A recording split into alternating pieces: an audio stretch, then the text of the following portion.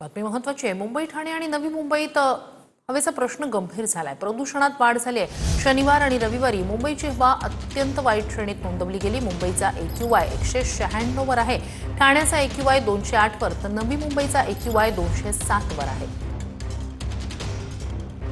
काही दिवसांपासून राज्याची राजधानी हवेच्या प्रदूषणाच्या विळख्यात अडकल्याचं चित्र बघायला मिळते। त्या परिस्थितीमध्ये आजही कुठल्या पद्धतीची सुधारणा झाली नाहीये असं आपल्याला म्हणता येणार आहे। मी ही सगळी दृश्य दाखवतोय दादर चौपाटी परिसरातील, आणि आज जर सांगायला गेलं आपण तर मुंबईचा AQI जो आहे तो साधारणतः 200च्या आसपास असल्याचं चित्र आपल्याला बघायला मिळते। खरं तर मागच्या काही दिवसांपासून मुंबईमध्ये पाऊस देखील पडलेला होता, मात्र पाऊस पडूनही या हवेमध्ये सुधारणा जी आहे ती म्हणावी तशी झालेली नाहीये। त्यामुळे मुंबईकरांची हवा जी आहे ती सध्या त्यांना श्वास खराब हवेचा घ्यावा लागतोय असं आपल्याला एक प्रकारे म्हणता येणार आहे। हवामान खात्याकडून देखील नागरिकांना आवाहन केलं गेलेलं आहे की तुम्ही मास्क वापरा आणि गरज असेल तरच घराच्या बाहेर पडा, कारण ही हवा शरीरासाठी धोकादायक आहे। कॅमेरामन खंडू कसबेसह मी प्रमोद जगताप, TV9 मराठी, मुंबई।